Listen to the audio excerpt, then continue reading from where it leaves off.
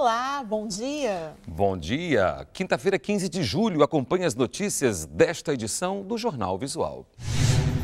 Operadoras de telefonia celular cobram pacotes de serviços que não foram solicitados. Lei de cotas completa 19 anos, mas ainda não garante a contratação de pessoas com deficiência. E ainda, as notícias paralímpicas. O Jornal Visual começa agora, o único em rede nacional que você assiste em Libras. Clientes de operadoras de telefonia celular reclamam dos pacotes com serviços que chegam, são cobrados, mas que não foram solicitados. Djalma fez um plano família com uma operadora de celular para economizar nas ligações para as filhas. O barato saiu caro. A operadora incluiu no pacote serviços que ele diz que nunca solicitou. Começaram a vir cobrança de jogos, que eu não faço jogos, não sei nem jogar no celular. Cobrança de torpedos, que eu nunca passei um torpedo para ninguém, não sei nem como é que se passa um torpedo. Eles me cobram como se eu estivesse usando esse serviço. Ele não está sozinho. Sobram reclamações de usuários insatisfeitos com os serviços indesejados. Chegava mensagens que informava serviço e a cada mensagem que abria era cobrada uma taxa. Como se eu tivesse feito a solicitação, quando na verdade eu não fiz. Vem na fatura cobrando um interurbano, que ia dizer que eu não tinha feito a ligação. Cada mensagem que eu lia, eu pagava um valor, aí os créditos iam embora. Aí tinha que ficar ligando para lá, reclamar. É constrangedor, né? Quando surgem os problemas, começa a batalha. Provar que o serviço não foi solicitado. E ao ligar para a operadora, uma anotação pode ajudar. Ela pegue um número de protocolo que ela solicitou o cancelamento daquelas propostas que ela não quer receber. A Anatel, a agência nacional que regula as operadoras de telefonia, recebeu em 2009 mais de 200 mil reclamações relativas a cobranças indevidas nas contas de telefone celular. E só até maio deste ano foram mais de 300 mil queixas. Quando o consumidor é surpreendido com uma cobrança que não esperava... Então que ele questione junto à operadora. Se ele ainda não pagou aquela fatura que ele não entende como sua, entendeu? Não entende como devida. Ele pede o cancelamento. Se por acaso ele já pagou... ele pode pedir a restituição em dobro. E se o consumidor não conseguir um acordo com a operadora... ele deve procurar o PROCON. A minha esposa foi ao PROCON, deu entrada... e nós estamos esperando aí a resposta dos órgãos competentes para ver quem pode nos ajudar. Hora das notícias paralímpicas.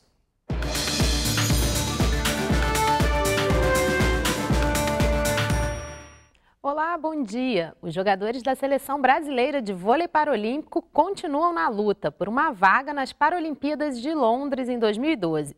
Após vencer a Coreia do Sul e perder para a Croácia, o time brasileiro ainda enfrenta as seleções de Ruanda, da Hungria e do Egito, no Mundial da modalidade. De acordo com o ex-jogador de vôlei Amaury Ribeiro, o Brasil teve o jogo contra os croatas nas mãos, mas não conseguiu segurar a vantagem e permitiu a vitória da Croácia. Amaury é o atual presidente da Associação Brasileira de Vôlei Paralímpico e conquistou a medalha de ouro nos Jogos Olímpicos de Barcelona em 92. O Mundial de Vôlei Paralímpico será disputado até o dia 18 de julho em Oklahoma, nos Estados Unidos. Vamos ficar na torcida pelo Brasil. Eu fico por aqui até semana que vem.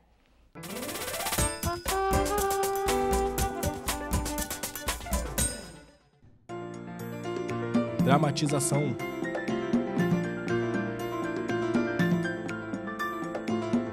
Comédia.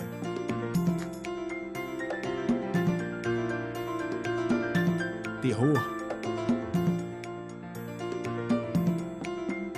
Romântico.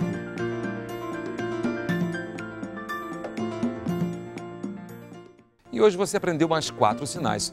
Vamos revisar? Dramatização, comédia, terror e romântico. Pesquisadores da Universidade de Lavras, no sul de Minas, estudam o comportamento de plantas aquáticas que podem ajudar no combate à contaminação da água. O estudo tem se dedicado ao conhecimento de algumas espécies de plantas que têm o poder de remover os contaminantes do ambiente aquático, processo mais conhecido como fitorremediação.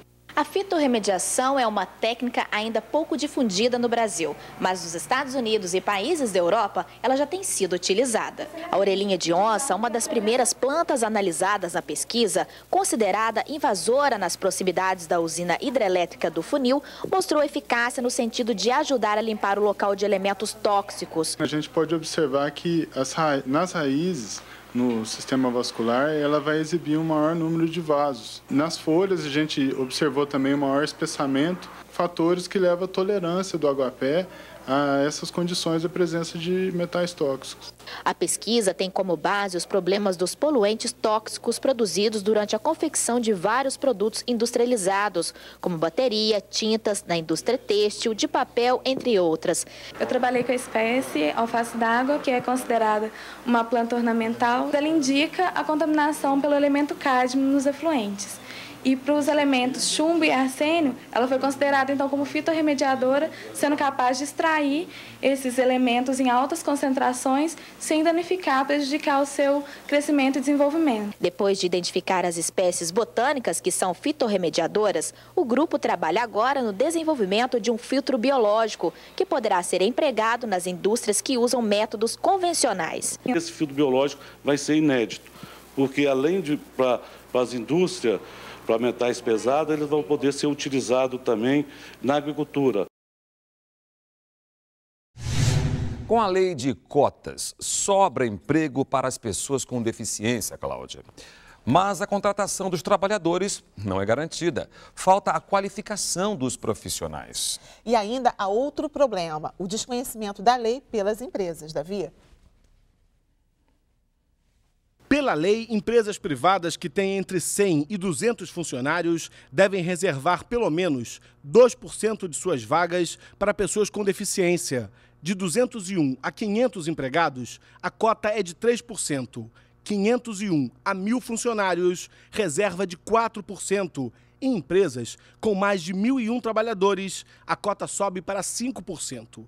Já as empresas públicas devem reservar pelo menos 5% das vagas em concursos para os deficientes.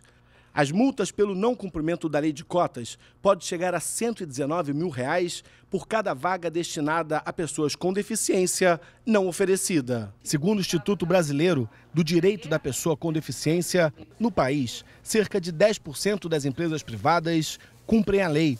Em relação às públicas, 1% respeita a legislação. Está na hora do Estado brasileiro dar esse exemplo de ser cumpridor daquela cota que o Estado brasileiro exige das empresas. A assistente social Carla Rosa tem distrofia muscular. Há 3 anos fez concurso público para a Prefeitura do Rio pela reserva de cotas. Foi classificada em 3º lugar, mas no exame médico a perícia não considerou que Carla era deficiente, porque a doença dela é crônica e evolui. E ela foi eliminada.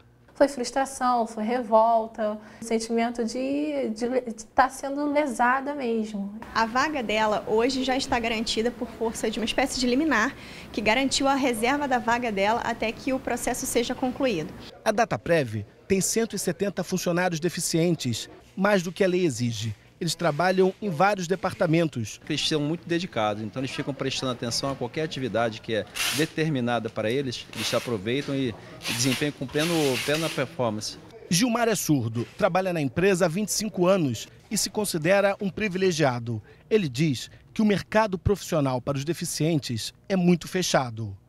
Para melhorar o entendimento entre os funcionários, a Dataprev tem uma parceria com a Federação Nacional de Educação e Integração dos Surdos, que oferece o curso de Libras, a língua brasileira dos sinais, para quem trabalha aqui. Uma troca, ensinamentos, e a gente está aprendendo cada vez mais. O Jornal Visual fica por aqui. Obrigado pela companhia. Fiquem agora com o Repórter Brasil. Bom dia!